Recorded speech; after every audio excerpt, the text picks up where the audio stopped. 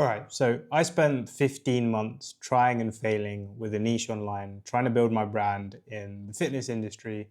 But then I realized that I don't need a niche. All of that advice was coming from direct response advertisers like Alex Hormozy and other business gurus. But actually, building a brand that people stay with is more about showing your personality. And so in this video, I want to share with you one, why traditional niches don't work in the age of AI. Number two, I want to share with you the coffee shop method to building a timeless personal brand. And number three, a step-by-step guide and best practices for building this in real life. So let's get into it. All right, so you have just been introduced to the frustrations that I was having with building a personal brand, trying to build a business, trying to niche down. But let's look at the fundamental reasons why, in the age of AI, this is probably the worst method to build a brand online. In the age of AI, there are two tools called ElevenLabs and HeyGen. And these two tools allow you to clone your voice and clone your face. And as a result, you can take information from news feeds, feed it into a prompt, and use that prompt to take in your clone of your voice and your face, and then create pretty much unlimited pieces of content. And so what a niche is, if you go down the, I don't know, weight loss for busy moms, or weight loss for Indian guys, or weight loss for obese guys, or weight loss for white guys, when you go down that route, you're specifically zeroing in on a topic for a specific type of person. But the thing is, if the barrier to create content has been low, and you just talk about your topic and you try to position yourself as an expert, then what's going to happen is that loads of people that traditionally weren't that good at creating content, or they weren't that good at marketing, will now be able to clone themselves, clone their voice, and create loads of pieces of content. And so if you try to just become an expert on a niche, it's going to be very difficult to differentiate yourself. And so now it's more important than ever that you differentiate yourself more than just going down the niche route and trying to position yourself as this expert. Because if you think about it, like in a market like fat loss, or even a market like business, the barrier to entry is pretty low. And so any Tom, Dick, and Harry who has some technical capabilities will be able to come in and position themselves as an expert. They can even take YouTube transcripts and then use that as scripts for shorts, and then literally position themselves as experts straight away. And so by veering away from the traditional niche route and being adaptable and actually looking at things from a bit of a better perspective, which I'm going to share in a minute how you can actually do this, you're going to be able to build a brand that is timeless, that people actually stay with you for, and people actually don't only just come to you for the information. So there are three ways in which I think that personal brands will stand out in the age of AI, in this technological revolution that we're going through. Number one, it is authenticity. So when Hamza, he's a YouTuber, 2 years ago, or a few years ago during COVID, blew up, he basically blew up after maybe 14 months of posting on YouTube. And he blew up with this 10-minute guide on how to build a sexually aesthetic body.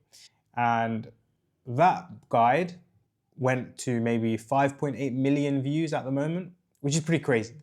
But the only reason he was able to create that content was over that 15 months, he was experimenting with different types of content. He was seeing what his audience resonated with, and he was thinking about what intrinsically he is good at making, rather than thinking, oh yeah, like I'll just target Indian guys or something. When you think about your personal brand, one of the things that is going to be more and more important in the age of AI and this technological revolution is to find the things that you can speak about that no one else can speak about. And that is truly being authentic to you. And so you might have to create connections between different topics that are seemingly unrelated that you can only make connections with. For example, I wrote a recent Substack post. And by the way, if you want to check my writing out, click the link in the description. I've got a whole lot of articles there that I've been writing up to add value to your life about personal branding and business and mindset and entrepreneurship and spirituality, all these different things. One of the articles that I've written recently is about how to achieve anything that you want, how to distort reality like Steve Jobs. And that encompassed a lot of different topics like spirituality, letting go, entrepreneurship, relationship to failure, all these different topics, and the interconnection of these different topics is what makes it unique. My perspective is what makes it unique. And if I just went to say, okay, I want to niche down on weight loss for busy mums, then it doesn't give me the opportunity to have these interconnective and multidisciplinary takes on different ideas. And that is what's going to make you stand out. That is what's going to make you build this timeless personal brand. Number 2, creativity. Now, AI is basically going to be able to allow you to do all the busy work. Like I said, you have HeyGen, you have an 11 Labs, you have all these things that you can create clones of yourself to create content. But more than that, you can also repurpose content very quickly. And so the volume of content is going to go way up. And so what is the thing that's going to help you stand out? And it's going to be creativity. So let me tell you a story about Mozart. When Mozart was younger, about 25 years old, he was working in a place called Salzburg, in the courts of Salzburg specifically. And he had to adhere to the musical rules of what the court was saying on how to make music. And he was doing it because he needed to make money. But eventually, this became really frustrating for him because he was this talented musician. He toured, he'd worked with people like Bach and Beethoven and all these different people. And he'd had all these experiences. And then now he was like, just for the sake of material outcomes, he had to literally work in these courts. And what happened was that one day he was like, I'm not going to do this anymore. And he ended up going to Vienna. And as soon as he made that switch, he created this opera called Don Giovanni. And you can Google it, you can check it out. But basically what happened with Don Giovanni is that it basically blew everyone's mind. In fact, it shocked people so much that they didn't like it. But later on, it became one of the defining pieces of Mozart. And the idea here is that because he didn't feel boxed into creating music in a certain way, he was able to use his knowledge, use his skills, use his experience, and tie it all together to innovate and be creative and create an opera that shocked the world because he was doing things in a completely different way. And so when you think about creating content online, because of the age of AI, because there's going to be so much more content online, it is more important for you to prioritize your ability to be creative. And not having a niche is going to be one of the ways that you can do that because you're not boxed into a specific topic. And like I've now weaved in this story about Mozart, this story about Hamza, these different ideas into a topic that is traditionally just about business, that's what you can do with your content to make it more interesting. Because only I can talk about this because I've read the book Mastery, I've studied someone like Hamza. And so all of these different interconnective tissues that I have in my brain, only I can speak about, and that's what's going to make me stand out, and that's what's going to make you stand out. And number 3, finally, is relationships. And people like to hear about other things that you're doing. And a good example of this is Mike Thurston. So if you don't know, Mike Thurston is a fitness influencer. And he's the person that actually inspired me to probably go on this journey of entrepreneurship and trying to build something myself. And anyway, Mike Thurston, he, at the moment, pretty much is able to turn his camera on, talk to the camera, and be anywhere in the world and people will watch him. And he has been able to do that because he has created this relationship with the camera that when you watch it makes you feel like you're his friend. Makes you feel like you're with him. And so that doesn't come from just talking about fitness. That doesn't just come from him putting up a tripod, and he has a videographer now, and filming himself and doing bench press and showing you how to do that. But really, that comes from him talking about the different topics that he's interested in, talking about the little bit of banter that he has, showing his family, because it makes you feel close to him. And so when you go about trying to build your personal brand online, when you are trying to create content online, and I'm going to share exactly what the coffee shop method is to really make it clear in your head what you're trying to go for to build this timeless personal brand. Think about What are the elements of your personality that you can bring into the video so that you can build that really close relationship with the people that are watching? All right, so we now are pretty clear that traditional niches are not what we want to do, but we still need a direction. We still need something to give us a focus, because if we just start creating content all over the shop, if we start creating content that doesn't really bring the same types of people over and over again back to our brand, then we're never going to be able to build that long-term relationship, which is what we want to do.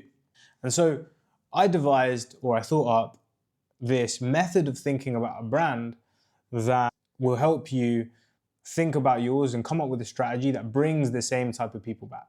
Because you want to build this tight-knit audience that is loyal, that keeps coming back, that loves your content, that you can host masterminds, retreats, and do all these amazing things because they want to come to you for you. And the way that I like to think about it is that in the UK, there are two types of coffee shops, or there are two coffee shop chains that are really popular. You have Pret and you have Starbucks, okay? And they both sell coffee and they both sell sandwiches. And so they're technically solving the same problem of hunger and thirst. But there's a big difference between them. Starbucks, on one hand, positions itself as this place where you can customize your drinks. So I go to Starbucks and I get a vanilla, sugar-free vanilla, because got to be healthy, sugar-free vanilla iced latte with almond milk because I'm lactose intolerant. And I can customize as much as I want. You can get whipped cream, even vegan whipped cream. You can get lots of different types of sandwiches. And there's nice brown leather sofas. And so anyone that wants to come and work or socialize or just chill out for the day feels comfortable to do so. They even call their drinks venti. And I'm going to explain how this links to your personal brand in a minute, so just bear with me for a second. And then the other side, you have Pret. And Pret, I used to work in London as a corporate Donny. I know you probably couldn't tell looking the way that I do, and the way that I speak. But Pret, right? So in Moorgate, I used to work there as a consultant, and there's literally like 5 different Prets on the same road. And the one right next to my office, every single morning at around 8 a.m. before everyone goes in, there's a big queue because everyone wants to get their coffee before the morning meeting. Of course, it's just the culture in London. And the queue would sometimes go literally right outside the door, and I'd get there and I'd be like, fuck, I'm going to be here for ages. I'm going to be late to work. To be honest, I didn't even care about being late to work. So that wasn't a big problem. But now this is a big but. They would get me served within like minutes. And that is the crazy thing. Within minutes, I would be served. And so if you look at the layout of Pret, there's big fridge space with lots of different lunch options. At the front, there's also a decent space to be served. And there's not much seating space. It's not that comfortable to just sit there and chill. And so it's completely different experience when you walk in, and they don't even use proper barista coffee machines. They just use like a espresso bean to cup kind of button machine, whereas Starbucks do. And they both sell coffee. They're both in the same topic, in the same niche, but there's a completely different experience. And so the interesting thing here is that when you think about your brand, it's not just about thinking about what you're selling, okay? It's not just about thinking about who you're serving, but it's about thinking about, because the same people probably go to Starbucks and Pret, right? Maybe on different days, but they go to both. But the thing that you want to think about, right? The thing that you want to think about is, what experience do you want to give your viewer? Because I'm going to talk about this in a minute, but your content is going to become this experience for people. They're going to come and watch you. They're going to come and consume you over all different platforms. I'm going to talk about this in a minute on how you're going to build this ecosystem. But they are not just here to watch your piece of content. They're here to get to know you really well. And so your brand is not just piece of content, cool, upload, done, bit of value. It's an experience. Because when they come to you and they consume content on 4 different platforms with 7 different touch points and all these different binge watching episodes, what impression do you want to give off? Do you want to give off a mysterious feel? Do you want to give off that you're intelligent? Look, mate, I'm not going to lie. I'm going to tell you a little secret. I don't wear these glasses that often, but I put them on for the experience that you're going to get by watching me wearing glasses. That whiteboard, to be fair, does stay there. But at the same time, I have placed it there strategically so it can be viewed in the video. And so the way that you want to view your brand is it's a digital experience for your audience, because they're going to come in and just like they binge watch Made in Chelsea, they're going to binge watch you. And you want to make sure that they feel close to you. You want to make sure that they want to be close to you, because that is how you create this irreplaceable personal brand that's timeless and where you actually become a market of one. And if you think about what a market of one is in economics, it's a monopoly. And guess what a monopoly can do? It can charge high prices. But it's not all about the money, by the way. It's about the fun and enjoyment and all the other stuff that you get to create content and connect to the heart and all that shit that maybe I should share in another video. By the way, let me tell you a story about something that happened when I was at university. So when I was at university, this very interesting thing happened where Sam Thompson came to share information about condoms.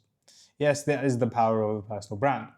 But I was a big fan of Made in Chelsea. I used to binge watch seasons. It was like the show for me. I used to talk about it with my friends. I used to get so gassed up about it. It was like this pleasure of mine that I used to enjoy. I don't really watch it now. I'm a bit more sophisticated, got glasses now, wear a shirt.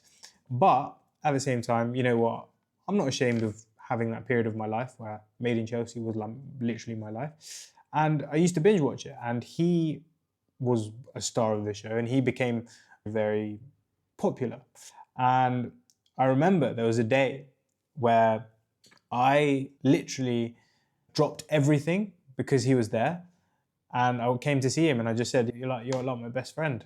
And that was it. And so that is the power of building a personal brand, where people actually get to experience you, your interests, your perspective and your experiences and all of these layers of things. And the way that you can think about it is like Haagen-Dazs, Ben & Jerry's, and what's the other fucking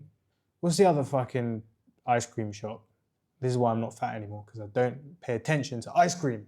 But anyway, Haagen-Dazs and Ben & Jerry's. They both sell cookies and cream ice cream. But Haagen-Dazs is a little bit more luxurious. Haagen-Dazs has maybe bigger chocolate chip chunks. Don't even know if it does. Whereas Ben & Jerry's, they've got cookie dough switch up, where it's cookie dough and Oreo combined. They have a little bit more of a creamy texture. They've got that kind of American vibe, whereas Haagen-Dazs is European. And so when you think about your brand, it's not just about the thing that you sell. It's not just about the topic that you're talking about, but it's about all the other little bits that make it unique to you, because that is what makes it a market of one. All right, we understand, number one, that niches, they're a bit shit. They're just done by these paid ads guys that want to make quick sales, quick cash. But they're not here to make that timeless brand that you can basically profit off for the rest of your life. Number two, we know that we want to treat it like an ice cream or a coffee shop, where it's not just about the coffee that you sell, but it's about the experience that you give off. Now we need to understand how you're going to put it into practice, because it's all easy to say, all right, we're just going to treat it like a coffee shop, or we're going to treat it like an ice cream. But how are you actually going to devise this in your life? How are you going to strategize this? Because you do need a bit more of a focus. And so one of the things that I want you to think about is having a mission. And I'm going to explain two figures that make it absolutely clear that this is imperative for your brand. And I'm going to share 3 questions that allow you to define this for yourself. But first we have Steve Jobs. And Steve Jobs, if you don't know, created Apple, one of the biggest, most innovative, disruptive companies in the world. And the reason for that was because of a man called Jobs, a man on a mission. And he blended his multidisciplinary knowledge of design, calligraphy, Zen, electronics, and business to create such a behemoth of a company. And the reason why it was possible is because he had all this different knowledge, all this different perspective, and he blended it all together to form this vision. And with this vision, he was able to inspire people to join him on it. And the first person that was inspired was Steve Wozniak. Steve Wozniak was an engineer, And he probably was as influential in creating Apple as Steve Jobs. He was the brains behind the product. And if Steve Jobs didn't have that visionary perspective, he didn't have that ability to persuade people to come on his vision, then people like Wozniak wouldn't have joined him and Apple wouldn't be what it is today. And so when you're creating your brand, right, one of the things that you want to do is create a vision. Have a vision so strong, have a mission so strong in your head that people feel compelled to join you on it. Because when you are so passionate about it, people feel like, fuck, this guy has conviction. I better fucking join him because he's going somewhere great. Another example, Donald Trump. Now, like him or hate him, he has so much conviction when he speaks. He has so much confidence in the things that he says. Make America great again. I don't even know if that's a good accent, but he says all those things, right? And when he does that in front of people, cheer, because he has the confidence and the conviction that people want to join his vision, people want to join his mission, and people buy into him as a leader, and they crave that clarity because he provides it. And so when you're thinking about your brand and you're thinking about the experience that you want to give off, you want to position yourself as this leader with a mission, a leader with a clear vision. And that clarity is so important because, to be honest, people like clarity because when they get clarity, they change their behavior. When they change their behavior, they build trust with you. And so when you give someone this clarity of like, all right, this is the way that you should go, right? This is how you should act to get X result.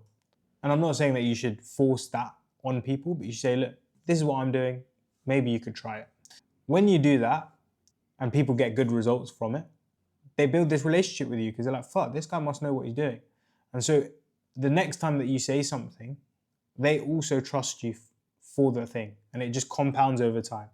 And so by having this clear vision, this clear mission, this clear goal, and communicating it like a leader, your brand is going to be in a very good position.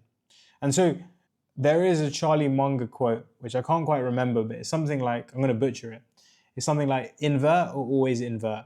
Always invert, I think, something like that. But basically what that means is look at all the things that you don't want and then do the opposite. And this is really powerful because we as humans have a negativity bias, right? We as humans are very good at pointing out the things that aren't good in our life. The reason for this is because when our ancestors were hunter-gatherers, we would have needed this bias to keep us safe, because if we can constantly predict the bad things in our environment, then we're going to be able to survive. And so when you create this vision for yourself, instead of saying to yourself, all right, I'm going to create this amazing vision, think about all the things in 5 years' time and go for a long walk unplugged. Think about all the things that you don't want in your life. Maybe you're working in a shitty corporate job, like I was, and you have to ask for annual leave and you have to do meaningless work. Maybe in 5 years' time, that is something that you don't want.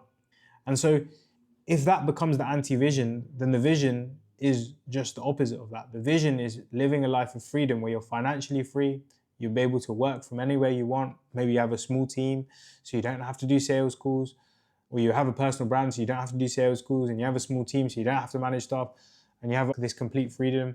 Maybe that becomes the vision, but it only comes from looking at all the things that you don't want. So that's question number one. There are two more questions. Number two is, why is the anti-vision that you've created for yourself or that you've imagined up in 5 years' time that you really don't want, why is it so painful? Really think about that pain, because if you think about those pains and you can articulate those pains, guess what? People are going to join you because they're going to think and they're going to watch your content and they're going to be like, fuck, this guy knows my pains better than I do. And so when you create this vision, first you're going to ask yourself the anti-vision. Two, you're going to ask yourself, why is it so painful? That's going to give you a very good idea of what you're working towards. But number three, you're going to ask yourself, what are the things that you're doing to avoid it? Because that becomes the ideas for content. Because remember, your content is going to be pain point and desire orientated. It's going to be transformation based. So every single piece of content is going to address a pain point or a problem of someone that you're trying to target. And as a result of that, you're going to solve it and you're going to create these mini solutions for people so that you build trust with them. And so everything that you're doing to avoid the anti-vision that you've created in your head becomes ideas for content, because if you're actively doing it yourself, then it can probably help other people. And that's exactly what I'm doing right now. Hopefully this would have helped you, because I went through this process myself to build the strategy of brand that I want to go down. Step 2 in this step-by-step guide on how to really get this brand strategy sorted so that you don't have to niche down is to understand who's going to come with you on this journey. Because if you think about it, there are 8 billion people in this world, and not everyone has the same pains. Not everyone has the same problems. And so think about who you're trying to target. Now, obviously, you're thinking about the pains that you have, but maybe there's other pains that you can also address as a result of thinking a little bit more deeply about your avatar. Now, that avatar might just be you a few months ago or a year ago. But thinking deeply about this avatar, thinking deeply about what are their pains, what are their frustrations, what do they do on a day-to-day basis, where do they hang out? And a good example of this is Ali Abdaal, right? Ali Abdaal, 7-figure YouTube brand, okay? So he's earning like 5 million a year, and literally just through YouTube, he's got 2 communities, something called Life OS and something called PTYA on the back of it, and probably got other income streams as well, to be fair. But he's built this business on YouTube, and he has a document that is 15,000 words. Think about it, 15,000 words describing his target avatar. And so being as deep and thorough with this exercise, and what I can do is leave a prompt in the description that allows you to go through this process of writing out your target avatar that you can put into ChatGPT or any other AI model, and it allows you to basically just create this document so that every single time that you go and create content, you can look to your content, you can be like, am I actually talking to the person when I create the content? So now you have created the vision or the anti-vision. You've understood why it's so painful. You've understood what you're doing to avoid it, and you know who you're speaking to. If you do those 4 things and you do them properly, my God, you're going to be in a great position to build a brand, because most people just don't do that. But step 5 is where most people do not do the work, because this is the heavy lifting. This is where you actually bring it to life, because strategy without execution, well, is just nothing. And so something that you need to do, and you need to get your head around, especially in the age of AI, is that you need to build an ecosystem, a world of content for people to explore. And so your short form content, tweets, LinkedIn posts, short videos, these are going to allow you to gain awareness. They're going to allow you to get discovered, okay? And then your longer form posts, so your shorter YouTube videos, or even longer YouTube videos or blog posts, are going to be the next place where people learn more from you. They build that relationship with you, because you might create a blog post that is really helpful for them, and they might go and change their behavior, and they're like, fuck, this guy knows what he's talking about, because I've got results from doing what he said. I've tried it out and it worked. Then after that, you might have a small community on the back of the blogs, and people might join that, and you build that relationship even more. And you might have some products that you sell, and you build that relationship even more. And so over time, and remember, this is a long-term thing. We're building a brand that is timeless. We're building a brand that allows you to do things like sell out the Apollo Theatre that Chris Williamson has done. And if you think about Chris Williamson, he's got an email and he's got a podcast. And in the podcast, he does Q&As, and he does, obviously, his long-form conversations. But his conversations are like 4 hours, and people watch the whole thing. And so by having the combination of the shorts that he uses that are clipped from the podcast, so he has the long-form podcast that he clips into the shorts, that allows him to get discovered. He puts them on YouTube Shorts, he puts them on fucking Instagram Reels, he puts them on TikTok, so that people see his face and they're like, fuck, who's this guy?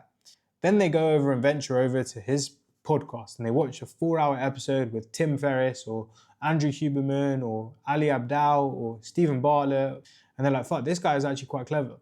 Then they might go watch his Q&A where it's just him talking, and they're like, fuck, this guy is really clever. Then they might sign up to his email, and he's got a lead magnet which allows you to see all the books that he's read. And so you might go read a book and you're like, fuck, that guy recommended that book to me and it changed my life. And you're associating that value to him. And over time, as you repeatedly add value to people's lives and you help people transform, you help people become better, and you help people basically become the version of themselves that is closer to the vision that you have for yourself, then you build a long-term brand that actually you can sell anything. And he sells out the Apollo Theatre, as I said. I went there and I saw him live. I was sitting in the front row and he sold out 3,500 seats in London. But he also sells Newtonic. He also has lots of sponsors on his email and his podcast. And so by building this kind of ecosystem where people can discover you, people can dip in and binge watch you, people can learn from you, you then create a brand where you can sell anything that is never going to be replaced by AI, because people are coming to you for you and not just the problem that you solve. One more thing, because this is important, and this is something that if you've got this far, then to be fair, kudos to you, but I want to get this in your head because this is something that I slipped up on for a very long time, 15 months. Think long term. Think in terms of years, think in terms of decades, think in terms of your lifetime, because if you start to think that you need to make quick cash within a few months, then you will fucking butcher your brand, because you will start going for those opportunities that don't protect the long-term relationships that you want to build. And Naval said, play long-term games with long-term people. And so that means in the short term, you might have to say no to some people. You might have to say, no, look, I'm not going to create content about that because that doesn't align with my brand. But by protecting that brand over 10 years of consistently repeating the message and the thing that you want to say in an authentic voice, then you're going to create a brand that people are like, fuck, I trust this brand because he doesn't veer away from his values. And that is the kind of premise of this, is that instead of going topic-based, you're going values-based. And that means that you can end up talking about all the things that you're interested in, which gives you the freedom to do that. And it means that you never get boxed in. Look, if you find that helpful, thank you very much for watching. Remember, check out my Substack below. Otherwise, remember, don't ask for permission. Peace.